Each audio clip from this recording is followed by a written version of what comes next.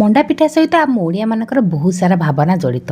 ଆଉ ମଣ୍ଡା ପିଠା ଆମ ଓଡ଼ିଆମାନଙ୍କର ଘରେ ଘରେ ପରିଚିତ, ଆମ ସବୁ ଓଡ଼ିଆମାନଙ୍କର ଅତି ପ୍ରିୟ। ଆଜି ସେଇ ମଣ୍ଡା ପିଠାର ରେସିପି ନେଇକି ଆସିଅଛି, କାରଣ ଆଜି ଥିଲା ସୁଦଶା ବ୍ରତ ଉପଲକ୍ଷେ ମୁଁ ଘରେ ତିଆରି କରିଥିଲି କ୍ଷୀର ମଣ୍ଡା ପିଠା। ତେବେ ଚାଲନ୍ତୁ ଆପଣଙ୍କୁ ଆଜି ଦେଖାଉଛି ମୁଁ କ୍ଷୀର ମଣ୍ଡା ପିଠା କିପରି ତିଆରି କରିଥିଲି। ତ ସେଇ କ୍ଷୀର ମଣ୍ଡା ପିଠା ବନେଇବା ପାଇଁ ମୁଁ 6 ଘଣ୍ଟା ହେବ ଅରୁଆ ଚାଉଳକୁ ଭିଜେଇକି ରଖିଦେଇଥିଲି, ଯେମିତିକି ଚାଉଳ ଆମର ଭଲସେ ପୁରା ଭିଜିଯିବ। ମୁଁ ଏଠି ବାସୁମତୀ ଚାଉଳର ୟୁଜ୍ କରିଛି, ଆପଣମାନେ ଚାହିଁଲେ ନର୍ମାଲ କିଛି ବି ଅରୁଆ ଚାଉଳ ୟୁଜ୍ କରିପାରିବେ ଯାହାକି ଆପଣ ଘରେ ବ୍ୟବହାର କରୁଛନ୍ତି। ଏବେ ପାଣିରୁ ମୁଁ ଚାଉଳକୁ ଛାଣି ନେଇକି ତାକୁ ଗୋଟେ ଗ୍ରାଇଣ୍ଡର ଜାର୍ରେ ଦେଇଦେଇଛି। ଏବେ ସବୁ ଅରୁଆ ଚାଉଳକୁ ଦେଇସାରିଲା ପରେ ସେଥିରେ ମାନେ ଛୋଟ ଗ୍ଲାସ୍ରେ ହାଫ୍ ଗ୍ଲାସ୍ ପାଖାପାଖି ମୁଁ ପାଣି ଦେଇଛି। ଯେହେତୁ ଆମେ ଚାଉଳକୁ ବାଟିବା, ସେଥିପାଇଁ ମୁଁ ଏଇ ଛୋଟ ଗ୍ଲାସ୍ରେ ଦେଖିପାରୁଥିବେ ହାଫ୍ ଗ୍ଲାସ୍ର ପାଣି ୟୁଜ୍ କରିଛି। ଏବେ ସେଥିରେ ପାଣି ଦେଇକି ତାକୁ ପୁରା ବଢ଼ିଆ ସେ ଫାଇନ୍ ପେଷ୍ଟ ବନେଇକି ନେଇ ଆସିଛି, ଯେମିତିକି ଚାଉଳକୁ ପୁରା ଫାଇନ୍ ପେଷ୍ଟ ହିଁ ବନେଇବେ, ବିଲକୁଲ ଦଦରା ବାଟିବେନି। ସେଥିପାଇଁ ଚାଉଳକୁ ଟିକେ ଅଧିକା ସମୟ ଭିଜେଇବେ। ଏବେ ଚାଉଳକୁ ସେପଟେ ମୁଁ ବାଟିକି ତାକୁ ସାଇଡ଼୍ କରିକି ରଖିଦେଲି। ଏବେ ଗୋଟେ କଢ଼େଇକୁ ମୁଁ ଗ୍ୟାସ୍ ଉପରେ ଦେଇଦେଲି। ଏବେ ଗ୍ୟାସ୍ର ଫ୍ଲେମ୍କୁ ଅନ୍ କରିଦେଲି। ଏବେ ସେଥିରେ 1 କପ୍ର ଫୁଲ୍ ଫ୍ୟାଟ୍ ମିଲ୍କ ନେଇଛି, ତାହା ପୁଣି ପୁରା ସର ସହିତ। ଏବେ କ୍ଷୀରକୁ ଟିକେ ସମୟ ଗରମ ହେବା ପାଇଁ ଛାଡ଼ିଦେଲି। ସେଥିରେ 1 ଚାମଚର ଚିନି ପକାଇଦେଲି, ସ୍ୱାଦ ଅନୁସାରେ ଲୁଣ ପକାଇଦେଲି, ତା ସହିତ ପକାଇଦେଲି ହାଫ୍ ଚାମଚର ଦେଶୀ ଗୁଆ ଘିଅ। ସବୁ ଜିନିଷକୁ ଭଲସେ ମିକ୍ସ କରିନେଲି। ଆପଣ ଯେତିକି ଅରୁଆ ଚାଉଳ ନେବେ ସେଇ ସମାନ କପ୍ରେ ମାପିକି ପାଣି ନେବେ କିମ୍ବା କ୍ଷୀର ନେବେ। ଯେହେତୁ ସେଇ କପ୍ରେ ମାପିକି ମୁଁ ଅରୁଆ ଚାଉଳ ନେଇଥିଲି, ସେ ସମାନ କପ୍ରେ ମୁଁ 1 କପ୍ର କ୍ଷୀର ନେଇଛି। ଆପଣମାନଙ୍କୁ ତ ଦେଖେଇଥିଲି, ମୁଁ ଅଳ୍ପ ଟିକେ ପାଣି ୟୁଜ୍ କରିଛି, 4ରୁ 5 ଚାମଚର ପାଣି ୟୁଜ୍ କରିଛି ଯେତେବେଳେ ମୁଁ ଚାଉଳକୁ ବାଟିଥିଲି। ଏବେ କ୍ଷୀରକୁ ବଏଲ୍ ହେବାକୁ ଛାଡ଼ି ଦେଇଥିଲି। କ୍ଷୀର ମଧ୍ୟ ବଏଲ୍ ହେଇଯାଇଥିଲା। ଏବେ ମୁଁ ତାକୁ ଲୋ ଫ୍ଲେମ୍ କରିଦେଲି ଗ୍ୟାସ୍କୁ। ଏବେ ଯେଉଁ ଚାଉଳକୁ ବାଟିକି ରଖିଥିଲି ତାକୁ ଗୋଟେ ହାତରେ ଏମିତି ଦେଖନ୍ତୁ ଢାଳିଲି, ଆଉ ଗୋଟେ ହାତରେ ଏମିତି ଚଲେଇଲି। କଣ୍ଟିନ୍ୟୁଅସ୍ଲି ତାକୁ ଢାଳୁଥିବେ, ଏପଟେ ଚଲାଉଥିବେ, ନହେଲେ ଲମ୍ସ ରହିଯିବ ଆଉ ମଣ୍ଡା ପିଠାଟି ବିଲକୁଲ ଭଲ ବନିବନି। ତ ଦେଖିପାରୁଥିବେ ତାକୁ କଣ୍ଟିନ୍ୟୁଅସ୍ଲି ଏମିତି ପୁରା ଚଲେଇଲି। ଏବେ ତାକୁ ମୁଁ ଭଲସେ ଯନ୍ତଣୀ ପ୍ରସ୍ତୁତ କରିବି। ତ ତାକୁ ବଢ଼ିଆ ସେ ପୁରା ଲୋ ଫ୍ଲେମ୍ରେ ଭଲସେ ପୁରା ଜନ୍ତି ନେବେ, ଯେମିତିକି ଆମର ଜନ୍ତୁଣଟି ପୁରା ସିଝିଯିବ। ଯେବେ ଆପଣ ଜାଣିବେ ଯେ କଡ଼େଇରୁ ଏମିତି ଜନ୍ତୁଣୀ ଛାଡ଼ି ଯାଉଛି ଆଉ ହାତରେ ବିଲକୁଲ ଲାଗୁନି, ଜାଣିବେ ଯେ ଜନ୍ତୁଣୀଟି ପୁରା ପ୍ରସ୍ତୁତ ହୋଇଯାଇଛି। ଏବେ ଗ୍ୟାସ୍ର ଫ୍ଲେମ୍କୁ ଅଫ୍ କରିଦେଲି ଏବଂ ଜନ୍ତୁଣୀକୁ ଘୋଡ଼େଇକି ଟିକେ ସମୟ ଥଣ୍ଡା ହେବା ପାଇଁ ଛାଡ଼ିଦେଲି। ସେ ଟାଇମ୍ ଭିତରେ ମୁଁ କହିଲି କ'ଣ କରିବି, ଚାଲନ୍ତୁ ପୁର ପ୍ରସ୍ତୁତ କରିଦେବା। ତ ସେଥିପାଇଁ ଗୋଟେ କଡ଼େଇ ଗରମ କରିଦେଲି, ଅଳ୍ପ ଟିକେ ଗୁଡ଼ ଦେଇଦେଲି ମିଠା ପାଇଁ, ଆଉ ସେଥିରେ ଛେନା ଆଉ ନଡ଼ିଆକୁ ଦେଇକି ତାର ଗୋଟେ ମୁଁ ପୁର ପ୍ରସ୍ତୁତ କରିଦେଲି। ମଣ୍ଡା ପିଠା ଯେତେବେଳେ ବନେଇବେ ନିହାତି ଭାବରେ ଛେନାକୁ ୟୁଜ୍ କରିବେ। ଛେନାର ନଡ଼ିଆର ଯେଉଁ କମ୍ବିନେସନ୍ ପୁରଟା ମଣ୍ଡା ପିଠାକୁ ହିଁ ବହୁତ ଟେଷ୍ଟି କରିଥାଏ। ତ ଅଳ୍ପ ଟିକେ ତାପରେ ଗୁଜୁରାତି ଗୁଣ୍ଡ ଦେଇକି ମୋର ପୁର ପ୍ରସ୍ତୁତ କରିଦେଲି। ଏବେ ଦେଖନ୍ତୁ ଏପଟେ ଜନ୍ତୁଣୀ ମୋର ରୁମ୍ ଟେମ୍ପରେଚର ଅବସ୍ଥାକୁ ଆସିଯାଇଥିଲା। ଏବେ ତାକୁ 2 ହାତରେ ବଢ଼ିଆ ସେ ପୁରା ଏମିତି ଯେମିତି ରୁଟି ଚକଟନ୍ତି ନା, ତାକୁ ସେଇଭଳି ଚକଟି ନେବେ, ଯେମିତିକି ଯାହା ବି ସବୁ ଲମ୍ପ ଥିବ ଏମିତି ଚକଟି ଦେଲେ ମଧ୍ୟ ସେ ପଳେଇବ।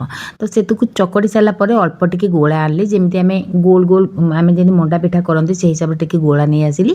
ଆଉ ତାକୁ ମଝିରେ ଏମିତି ଦେଖନ୍ତୁ ପୁରା ପ୍ରେସ୍ କରି ଏମିତି ଗୋଟେ ବଡ଼ ହୋଲ୍ କରିନେଲି। ଦେଖନ୍ତୁ କେତେ ପତଳାର ମୁଁ ହୋଲ୍ ବନେଇଛି।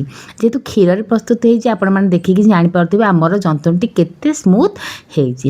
ଆଉ କ୍ଷୀରରେ ବନେଇଛି ମାନେ ଜାଣିଥିବେ, ମଣ୍ଡା ପିଠା ହେଉ କି ଯେଉଁ ପିଠା ଆପଣ କ୍ଷୀରରେ ବି ବନାଉଛନ୍ତି, ଦେଖିବେ ସେ ପିଠାର ତାର ଯେଉଁ ଟେକ୍ସଚରଟା କେତେ ନରମ ରହିବ ଆଉ କେତେ ତୁଲତୁଲିଆ ରହିବ। ଏବେ ଯେତିକି ହୋଲ୍ କରିବା କଥା ମୁଁ କରିଦେଲି। ବେଶୀ ଯନ୍ତଣୀ ରଖିବେନି, ନହେଲେ ବିଲକୁଲ ଯନ୍ତଣୀ ଲାଗିବ, ମଣ୍ଡା ପିଠା ଭଲ ଲାଗିବନି। ଆଉ ତାକୁ ଯେତେ ଦବେଇକି ଆପଣ ପୁର ଦେଇପାରିବେ। ତ ଦେଖିପାରୁଥିବେ ମୁଁ ପୁରା ଦବେଇ ପୁର ଦେଇକି ତାକୁ ପୁଣି ମୁଁ ଯେଉଁ ହୋଲ୍ଟା କରିଥିଲି ତାକୁ କଭର୍ କରିକି ଏମିତି ଗୋଲ ସେପ୍ରେ କରିକି ଗୋଟେ ମଣ୍ଡା ପିଠା ଗଢ଼ି ନେଲି। ସେହି ହିସାବରେ ମୁଁ ବାକି ସବୁ ମଣ୍ଡା ପିଠା ଗୁଡ଼ିକ ଗଢ଼ି ନେଉଛି। ମଣ୍ଡା ପିଠା ଗଢ଼ିବା ବହୁତ ହି ସହଜ, ଆଉ ମଣ୍ଡା ପିଠା ଖାଇବା ପାଇଁ ଯେମିତି ଟେଷ୍ଟି ଲାଗେ, ଗଢ଼ିବା ପାଇଁ ମଧ୍ୟ ବହୁତ ହି ସହଜ ଲାଗେ। ତ ନିହାତି ଭାବରେ ଯଦି ଆପଣମାନଙ୍କୁ ମୋର ରେସିପିଟି ଭଲ ଲାଗୁଛି, ମୋ ଚ୍ୟାନେଲକୁ ଗୋଟେ ସବସ୍କ୍ରାଇବ୍ କରିଦେବେ, ମୋ ଭିଡ଼ିଓଟି ଗୋଟେ ଲାଇକ୍ ସେୟାର କରିବା ପାଇଁ ଭୁଲିବେ ନାହିଁ। ଆଉ ମଣ୍ଡା ପିଠାରେ ବେଶୀ ଯନ୍ତଣୀ ରଖିବେନି, ତାକୁ ପୁରା ଏମିତି ପତଳା କରିଦେବେ ଆଉ ପୁରା ଭର୍ତ୍ତି କରି ପୁରୀ ଦେବେ, ଯାହାଦ୍ୱାରା କି ମଣ୍ଡା ପିଠା ଖାଇବା ପାଇଁ ହିଁ ବହୁତ ହି ଟେଷ୍ଟି ଲାଗିବ, ବିଲକୁଲ ଯନ୍ତଣୀ ହିଁ ଲାଗିବନି। ଯେହେତୁ କ୍ଷୀରରେ ହେଇଛି, ନିହାତି ଭାବରେ ବହୁତ ହି ନରମ ରହିବ, ତୁଲତୁଲିଆ ରହିବ। ଆଜି ଆପଣମାନେ ଯଦି ଆଜି ବନେଇକି କାଲି ମଧ୍ୟ ଖାଇବେ, ସେ ମଧ୍ୟ ତୁଲତୁଲିଆ ରହିବ। ଏବେ ସେପଟେ ମଣ୍ଡା ପିଠା ଗୁଡ଼ିକ ମୁଁ ଗଢ଼ି ନେଇଥିଲି, ଏପଟେ ମୁଁ ଗୋଟେ ଇଟିଲି ଛାଞ୍ଚ ନେଇ ଆସିକି ସେଥିରେ ପାଣି ଟିକେ ଗରମ ହେବା ପାଇଁ ଛାଡ଼ିଦେଲି।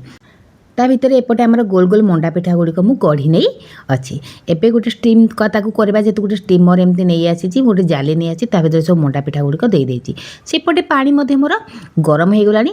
ଏପଟେ ମଣ୍ଡା ପିଠା ଗୁଡ଼ିକ ମୁଁ ସବୁ ଏମିତି ଗୋଟେ ଜାଲିରେ ଦେଇଦେଇଛି। ଆପଣ ନର୍ମାଲି ଇଟିଲି ଛାଞ୍ଚରେ ମଧ୍ୟ ଆକୁ ଷ୍ଟିମ୍ ଦେଇପାରିବେ, ନହେଲେ କପଡ଼ା ବାନ୍ଧିକି ମଧ୍ୟ ଷ୍ଟିମ୍ ଦେଇପାରିବେ। ଏବେ ଏସବୁ ଜାଲିରେ ଦେଇ ସାରିଲା ପରେ ତାକୁ ଏବେ ଦେଖନ୍ତୁ ଏମିତି ଇଟିଲି ଛାଞ୍ଚ ଭିତରେ ଏମିତି ଦେଇଦେବି। ଦେଖିପାରୁଥିବେ ଇଟିଲି ଛାଞ୍ଚ ଭିତରେ ତାକୁ ଏମିତି ମୁଁ ଦେଇଦେଲା ପରେ ତାକୁ ଏବେ କଭର୍ କରିକି 10ରୁ 15 ମିନିଟ୍ ପାଇଁ ମିଡ଼ିୟମ୍ ଟୁ ଲୋ ଫ୍ଲେମ୍ରେ ଛାଡ଼ିଦେବି, ଯେମିତିକି ଆମର ମଣ୍ଡା ପିଠା ଗୁଡ଼ିକ ବଢ଼ିଆ ସେ ସିଝିଯିବ। ଆଉ ଏ ମଣ୍ଡା ପିଠାଟି ନା ନିହାତି ଭାବରେ ଥରେ ନିଜ ଘରେ ଟ୍ରାଏ କରନ୍ତୁ। ଆପଣମାନେ ତ ପାଣି ମଣ୍ଡା ବହୁତ ଟାଇପ୍ର ଖାଇଥିବେ, କିନ୍ତୁ ଥରେ ଏମିତି କ୍ଷୀର ମଣ୍ଡା ପିଠା କରିକି ଦେଖନ୍ତୁ। 15 ମିନିଟ୍ ପରେ ଦେଖିପାରୁଥିବେ ମଣ୍ଡା ପିଠା ଗୁଡ଼ିକ କେତେ ସୁନ୍ଦର ସିଝିଯାଇଛି। ତା'ର କଲର୍ ହିଁ ଆପଣମାନଙ୍କୁ ଦେଖେଇ ଦେଉଛି ଆମର ମଣ୍ଡା ପିଠା ଗୁଡ଼ିକ ସିଝି ଯାଇଅଛି। ଏବେ ଗ୍ୟାସ୍ର ଫ୍ଲେମ୍କୁ ଅଫ୍ କରିଦେଲି। ଏବେ ତାକୁ ଟିକେ ସମୟ ଥଣ୍ଡା ହେବା ପାଇଁ ଛାଡ଼ିଦେଲି। ଏବେ ମଣ୍ଡା ପିଠା ଗୁଡ଼ିକ ଟିକେ ଥଣ୍ଡା ହେଲା ପରେ ତାକୁ ଗୋଟେ ପ୍ଲେଟ୍କୁ କାଢ଼ି ନେଇଛି। ଏବେ ଦେଖିପାରୁଥିବେ ସାଙ୍ଗମାନେ ମଣ୍ଡା ପିଠା ଗୁଡ଼ିକ କେତେ ସୁନ୍ଦର ଭାବରେ ବନିକି ରେଡ଼ି ହେଇଯାଇଛି।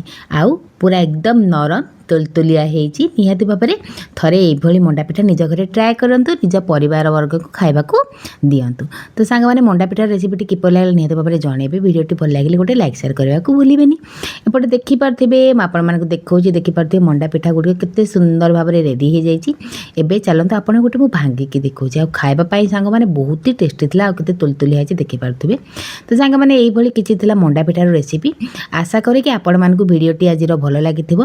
ତ ସାଙ୍ଗମାନେ ଆଜିର ତ ଭିଡ଼ିଓ ଏଇଠି ସରିଗଲା। ଦେଖା ହେବ ଆପଣମାନଙ୍କ ସହିତ ଗୋଟେ ନୂଆ ଭିଡ଼ିଓ ସହ, ଗୋଟେ ନୂଆ ବ୍ଲଗ୍ ସହ।